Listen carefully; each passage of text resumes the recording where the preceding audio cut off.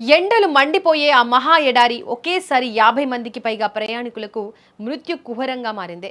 ఊహించని సాంకేతిక లోపం, చుట్టూ కిలోమీటర్ల మేర ఇసుక తిన్నెలు వెరసి ఒకే ఒక్క వాహనం మొరాయించడంతో పెద్ద సంఖ్యలో ప్రాణాలు గాల్లో కలిసిపోయాయి.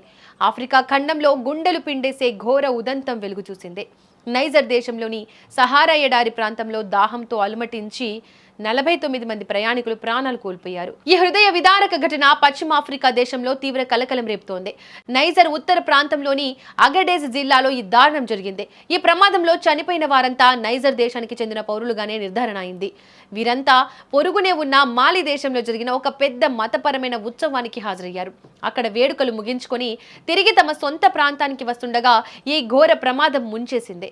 అల్జీరియా, మాలి దేశాల సరిహద్దులకు అత్యంత సమీపంలో ఉండే అసమాకా పట్టణానికి దాదాపు 80 కిలోమీటర్ల దూరంలో వీరు ప్రయాణిస్తున్న భారీ ట్రక్కు అకస్మాత్తుగా ఆగిపోయింది.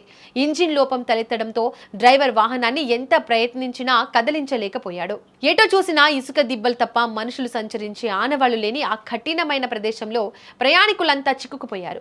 ఆ ప్రాంతంలో పగటి ఉష్ణోగ్రతలు చాలా తీవ్రంగా ఉంటాయి. తెచ్చుకున్న తాగునీరు కూడా అయిపోవడంతో రోజుల తరబడి ఎండలోనే గడపాల్సి వచ్చింది. విపరీతమైన ఎండ తీవ్రతకు శరీరంలోని నీటి శాతం పూర్తిగా పడిపోయి ఒక్కొక్కరుగా ప్రాణాలు విడిచారు.